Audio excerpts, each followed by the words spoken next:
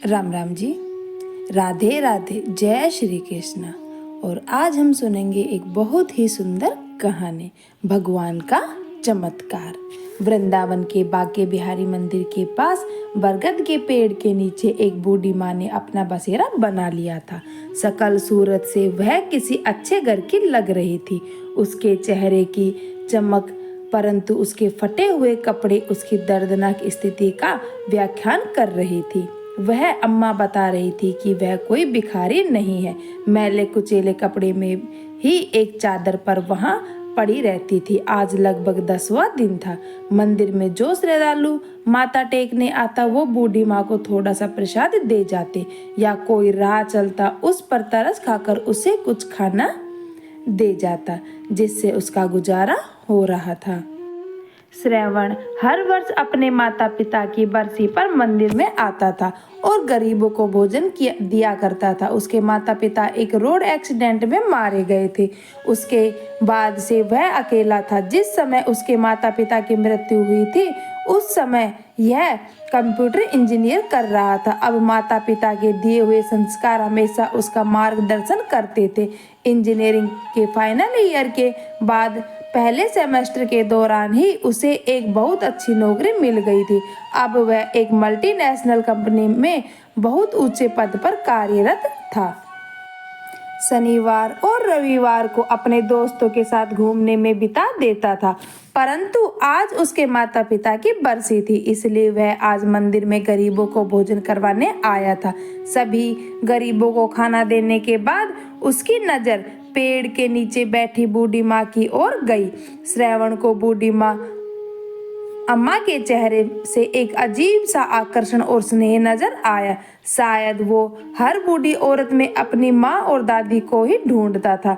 वह बड़े स्नेह से उस बूढ़ी अम्मा को देखने लगा। फिर अम्मा के पास जाकर बोला, अम्मा खाना खाओगी? लेकिन बूढ़ी अम्मा काफी उदास बैठी थी, इसलिए शायद उसने कोई जवाब नहीं दिया। फिर श्रवण बोला, अच्छा मंदिर का प्रसाद है, यह तो खा लो। तो बूढ़ी माँ ने उसकी और देखा और अपना हाथ आगे बढ़ा दिया। बूढ़ी माँ के साथ साथ श्रवण भी थोड़ा सा प्रसाद खाने लगा और बूढ़ी माँ के पास ही बैठ गया। प्रसाद खाते खाते वह अम्मा से पूछने लगा, अम्मा आप कहाँ रहती है और इस पेड़ के नीचे कैसे बैठी हुई है? बूढ़ी अम्मा ने ठंडी सांस लेते हुए कहा, अरे बेटा, अब यह पेड़ ही मेरा घर है। पहले मैं मथुरा में रहती थी, वहाँ मेरा अपना एक शानदार बड़ा सा घर है। मेरे पति की मृत्यु हो चुकी है। जब तक मेरे पति जीवित थे तब तक मुझे रानी बनाकर रखते थे, परंतु पति के स्वर्गवास के बाद धीरे धीरे अपने ही बेटे बहू को मैं खटकने लगी। बहू तो मेरा चेहरा भी नहीं देखना चाहती थी। एक दिन मेरा बेटा मुझे बोला, चलो अम्मा आज तुम्हें वृंदावन घुमाकर लाता हूँ, बांके बिहारी के मंदिर चलते हैं और दर्शन करके आते हैं। मेरा बेटा मुझे अपनी कार में बिठाकर लाया था और मुझे इस मंदिर के किनारे बिठाकर यह कहकर चला गया कि कुछ जरूरी काम से जा रहा है, 2 घंटे लग जाएंगे आने में। मैंने तो बेटे से कहा था कि मुझे भी साथ ले चले, परंतु वो नहीं माना और देखते ही देखते आज 10 दिन हो गए। इंतजार करते करते मेरी आंखें पत्थर आ गई, परंतु ना मेरा बेटा आया ना ही उसकी कोई खबर। अब मैं समझ चुकी हूँ कि मेरा बेटा यहाँ मुझे क्यों लेकर आया था, क्योंकि उसकी पत्नी मुझे बिल्कुल भी पसंद नहीं करती थी। इसलिए मुझसे छुटकारा पाने के लिए मुझे यहाँ कान्हा जी की शरण में छोड़कर चला गया। यह कहते कहते बूढ़ी माँ की आंखें नम हो गई और चेहरा मुरझा गया। श्रवण के मन में उसकी स्वर्गवास दादी और उसकी माँ की छवि दोनों एक साथ उभर आई और उसकी आंखों से आंसुओं की बूंदें छलक आई। गरीबों को बांटने के बाद जो खाना बच गया था उसने झट से निकाला और बूढ़ी माँ की चादर पर रख दिया। एक निवाला तोड़ा और अम्मा के मुंह में डाला और खुद भी खाने लगा। उसे ऐसा एहसास हो रहा था कि मानो वह अपने किसी परिवार के सदस्य के साथ खाना खा रहा हो। वह अम्मा के साथ कुछ देर वहीं बैठकर बातें करता रहा। अपनी माता की मृत्यु के बाद वह एकदम अकेला सा पड़ गया था। बिना अपने माता पिता के उसे अपना घर भी काटने को दौड़ता था, इसलिए वह अपने घर में रहना ज़्यादा पसंद भी नहीं करता था। किसी किसी दिन वो तो अपने घर में कदम भी नहीं रखता था। दोस्तों के साथ घूमकर अपने दर्द को कम करने की कोशिश करता था। परंतु आज जब उसने अम्मा से थोड़ी देर के लिए बातचीत की तो उसे अपनापन सा महसूस हुआ। उसने अम्मा से पूछा, अम्मा मेरे साथ मेरे घर चलोगी? बूढ़ी अम्मा ने कहा, बेटा जब मेरा अपना खून, मेरा अपना बेटा ही जिसे मैंने जन्म दिया और पाल पोस कर बड़ा किया, जब वह मुझे नहीं रख सका तो मुझे तू अपने घर ले जाकर क्या करेगा? जब मेरा अपना बेटा ही मेरा ना रहा तो मैं दूसरों से क्या उम्मीद लगाऊंगी? रहने दो बेटा, मुझ पर दया मत करो। मैं यहीं बांके बिहारी की शरण में रहकर अपना जीवन जैसे तैसे गुजार लूंगी। फिर श्रवण बोला, अम्मा मेरे माता पिता एक सड़क दुर्घटना में स्वर्गवासी हो गए और मैं इस दुनिया में बिल्कुल अकेला रह गया हूँ और मेरे घर में मेरे अलावा और कोई नहीं है। आपको देखकर मुझे मेरी दादी याद आती है। यदि आप मेरे साथ रहोगी तो मुझे बहुत ही अच्छा लगेगा। यकीन मानो मुझे कोई दिक्कत नहीं होगी, उल्टा मुझे आपका सहारा मिल जाएगा। दिन भर के काम के बाद जब मैं घर लौटूंगा तो कम से कम देखने के लिए आपकी सूरत तो होगी। आपसे अगर हो सके तो मेरे लिए खाना बना दिया करना और घर की देखभाल कर लेना। आपको भी रहने के लिए घर मिल जाएगा और मुझे भी अपनी दादी माँ का प्यार मिल जाएगा। तभी अम्मा ने कहा, बेटा तुम भावनाओं में बहकर ये सब बातें कर रहे हो, परंतु मुझे मालूम है कि 2 दिन में ही मैं तुम्हें बोझ लगने लगूंगी। अम्मा, क्या किसी को अपने माता पिता भी बोझ लगते हैं? हाँ, दुनिया में कुछ लोग ऐसे हो सकते हैं, परंतु सभी तो नहीं। अम्मा, जिसके सिर से माँ बाप का साया उड़ जाता है वह कितना अकेला रह जाता है, यह मुझसे बेहतर कौन जानता होगा। मेरी दादी भी आपकी तरह ही बहुत ही प्यारी थी और मेरे माता पिता ने उसका बहुत ध्यान रखते थे, परंतु आज मेरे घर में कोई नहीं है। मुझे मेरी माँ और दादी की बहुत याद आती है। आप में मुझे अपनी दादी की छवि नजर आती है। मैं विश्वास दिलाता हूँ कि मैं आपको कभी भी बोझ नहीं समझूंगा। गहरी सांस लेते हुए श्रवण बोला तो अम्मा का भी गला अवरुद्ध हो गया और उसकी आंखों में से आंसू आ गए। अम्मा कुछ न बोल सकी। श्रवण ने अम्मा का हाथ पकड़ा और बोला, चलो अम्मा अब ज्यादा मत सोचो, रात होने वाली है, अब आप अपने घर चलोगे। श्रवण ने जैसे ही अम्मा का हाथ पकड़ा तो अम्मा ने उसके चेहरे की ओर देखा। श्रवण की आंखों में अम्मा को सच्चाई नजर आ रहा था। उन्हें लगा शायद कान्हा जी ने ही श्रवण को उसके पास भेजा है। श्रवण ने अम्मा को अपनी बाइक पर बिठाया और उसे अपने घर ले गया। इस घटना को आज 4 महीने हो चुके थे। श्रवण अब नियमित समय पर घर लौट कर आता था और अम्मा उसके लिए खाना बनाकर उसकी प्रतीक्षा करती थी। जब वो थक कर सोता था तो उसके सिर पर स्नेह भरा हाथ रखती थी। सुबह सुबह श्रवण के उठने से पहले ही अम्मा कान्हा की पूजा कर लिया करती थी और श्रवण का नाश्ता भी बनाकर रख देती। अब अम्मा को अपना घर मिल गया था और श्रवण को अपनी दादी और माँ का सच्चा प्यार। दोनों एक दूसरे का साथ पाकर बहुत खुश थे। उस रात श्रवण काफी देर से सोया और अगले दिन जब सुबह ऑफिस जाने का समय हुआ तब उसकी नींद पूरी नहीं हुई थी। अचानक श्रवण ने अपने माथे पर ठंडी उंगलियों का स्पर्श महसूस किया। उसे ऐसा महसूस हुआ कि उसकी माँ उसे बड़े प्यार से जगा रही है। दोबारा जब वही स्पर्श उसके चेहरे पर महसूस किया तो वह नींद से जाग गया। उसने आंखें खोली तो सामने देखा कि अम्मा पूजा करने के बाद खुशबू भरे हाथों से उसके माथे और बालों को सहला रही थी, जैसा उसकी माँ हमेशा किया करती थी। श्रवण ने अम्मा का हाथ अपने हाथों में लेकर अपने होठों से चूमा और अब वापस उस हाथ को अपने माथे पर रख दिया और बोला, अम्मा आपका आशीर्वाद मुझे जीवन भर के लिए चाहिए। अम्मा ने आंखें बंद करके कान्हा को धन्यवाद दिया कि उन्होंने उसे श्रवण से मिलाया और फिर बोली, बेटा ऑफिस जाने का समय हो गया है। फिर श्रवण बोला, अम्मा मैंने अपने दोस्तों के साथ मिलकर एक छोटी सी फैक्ट्री खोलने का फैसला किया है। आज मैं ऑफिस नहीं जाऊंगा, बस इस फैक्ट्री की शुरुआत करनी है। आज 11 बजे हम फैक्ट्री की पूजा करेंगे और वह पूजा आपके हाथों से ही होगी। आप तैयार रहना। यह सुनकर अम्मा बड़ी खुशी से बोली, बेटा तुमने बिल्कुल सही फैसला लिया है। वक्त के साथ साथ और भगवान के आशीर्वाद से तुम्हारी ये छोटी सी फैक्ट्री भी एक दिन बहुत बड़ी फैक्ट्री में बदलेगी।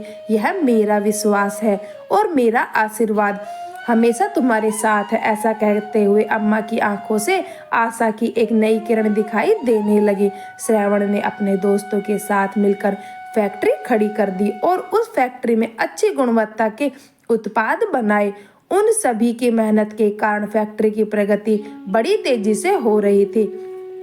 श्रवण अब एक और नई फैक्ट्री शुरू करने जा रहा था, ज्यादा व्यस्त होता जा रहा था। एक दिन अम्मा बोली, बेटा तुम तो अपने जीवन में बहुत ज्यादा व्यस्त होते जा रहे हो, परंतु यह बात याद रखना कि केवल काम ही जीवन का उद्देश्य नहीं होता। तुम्हें काम के लिए भी एक सहारे की आवश्यकता है। क्यों ना एक अच्छी सी लड़की ढूंढकर तुम्हारी शादी कर दी जाए। अम्मा की बात श्रवण को भी उचित लगी। वो बोला, अरे अम्मा, हाँ, अपनी जिंदगी में मैं इतना ज्यादा व्यस्त हो गया कि इस बारे में कभी बात करने का समय ही नहीं मिला। मेरी निगाह में एक लड़की है, सरिता, जो मुझे बहुत पसंद है, लेकिन मैंने उससे कभी बात नहीं की। सरिता श्रवण की माँ की सहेली की बेटी है, जो पढ़ाई पूरी करने के बाद इस शहर में नौकरी कर रही थी। श्रवण की उससे मुलाकात कभी कभार हो जाती थी। श्रवण को सरिता का स्वभाव और बातचीत करने का तरीका भी बहुत अच्छा लगता था। अम्मा श्रवण के साथ सरिता के घर गई, उसके माता पिता से बातचीत की। वह श्रवण और सरिता की शादी का प्रस्ताव दिया।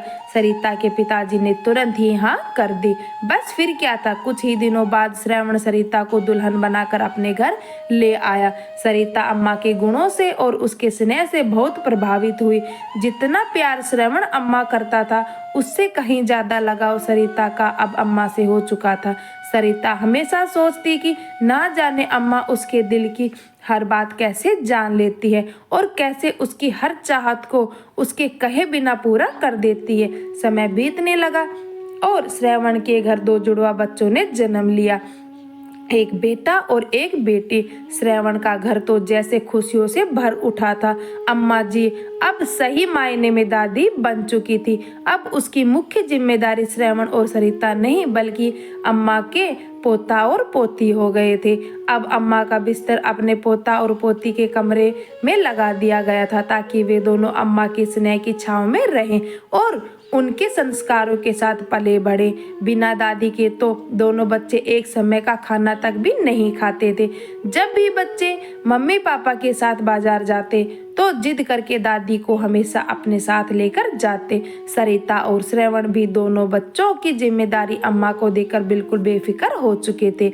सरिता अपने पति श्रवण के साथ उसके काम में पूरी मदद करती थी। श्रवण को भी सरिता के रूप में बहुत अच्छा जीवन साथी मिल गया था, जिस कारण उसकी फैक्ट्री अब नई ऊंचाइयों को छू रही थी। उसकी फैक्ट्री की शाखाएं अब देश के अलग अलग शहरों में स्थापित हो चुकी थी, जिसमें हजारों कर्मचारी कार्यरत थे। उधर अम्मा का बेटा निशांत, जो अम्मा को दर दर की ठोकरें खाने के लिए छोड़कर चला गया था, वो रह रहकर अपराध बोध से ग्रसित हो रहा था। अपने निष्पाप और निरपराध माँ के साथ किया गया व्यवहार उसे पल पल कचोटता जा रहा था। समय के साथ साथ उसका यह अपराध बोध बढ़ता ही जा रहा था। अपने घर के झगड़ों से दुखी होकर और अपनी पत्नी के साथ सुखी जीवन जीने की चाह में उसने अपनी माँ का त्याग कर दिया था, परंतु उस दिन के बाद से उसका अंतर्मन हाहाकार कर रहा था, जिसे वह किसी से भी साझा नहीं कर पा रहा था। अब उसके घर में केवल उसकी पत्नी का ही एक छत्र राज था।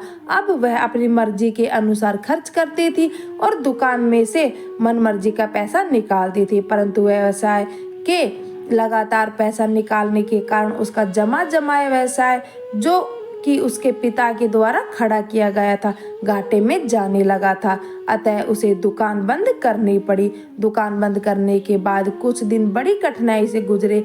अब निशांत और उसकी पत्नी को आटे दाल का भाव मालूम पड़ने लगा था।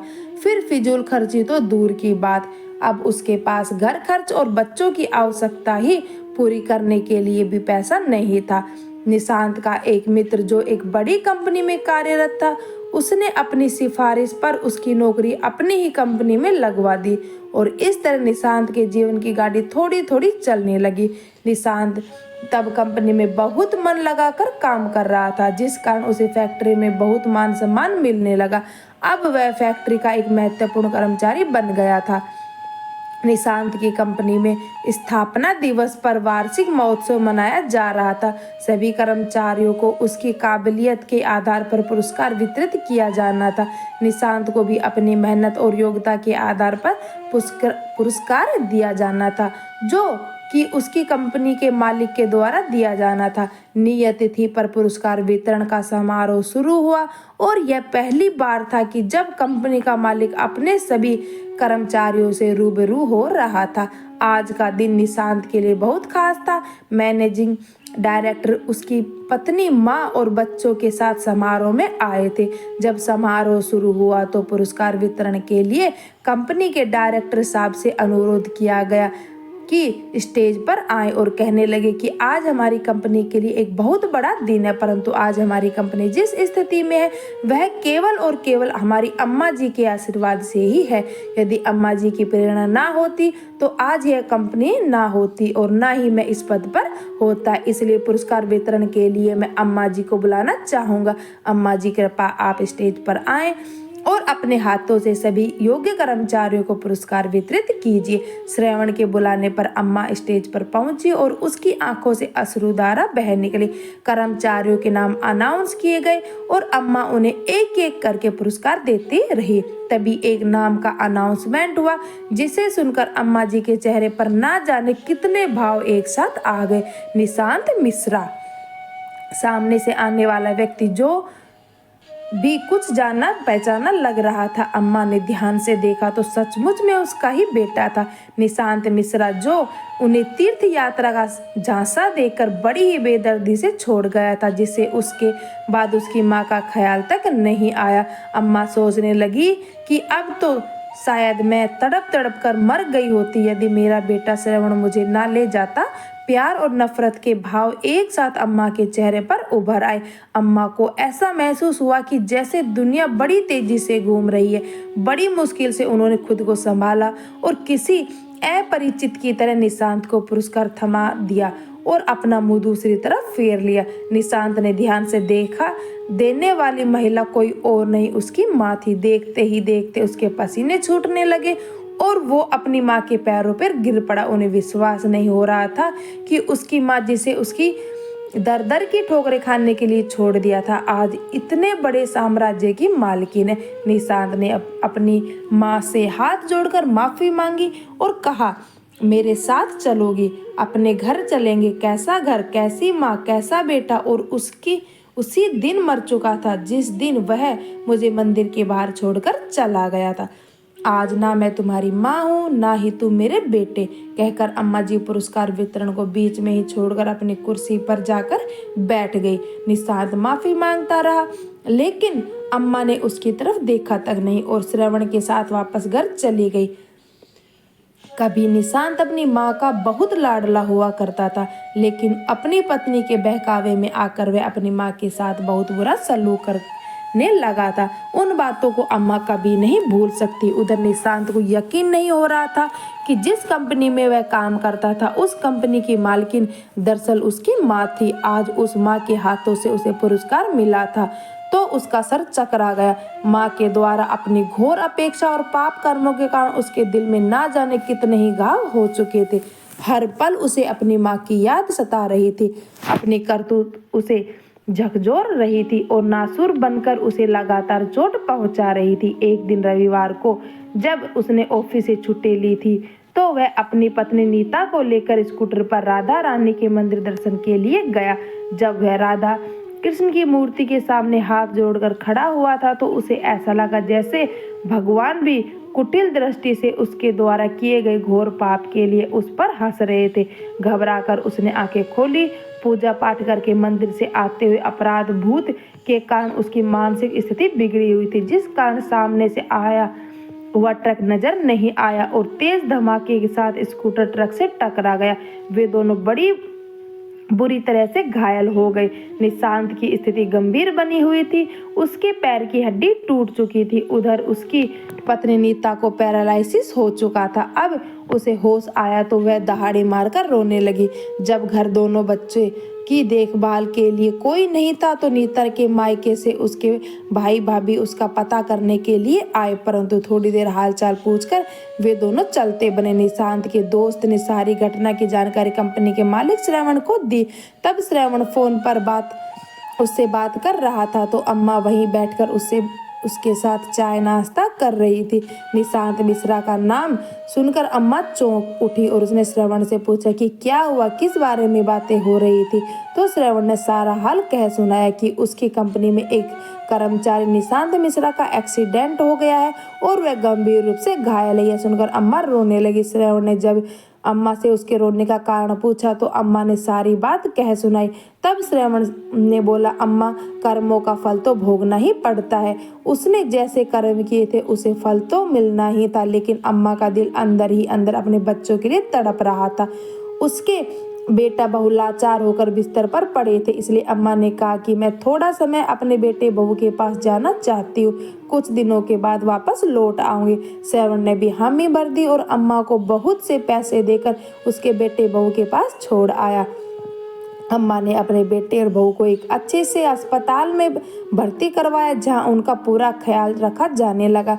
उनके बच्चों को संभाला और साथ साथ उनकी दुकान को भी फिर से खड़ा किया। जो पैसे श्रवण ने दिए थे अपने बेटे बहू की गृहस्थी संभालने में लगाया। हर कदम पर श्रवण ने अम्मा की पूरी मदद की और एक और तो निशांत की तबीयत अब कुछ सुधरने लगी थी और दूसरी ओर उसका कारोबार भी पहले की तरह चमक उठा था।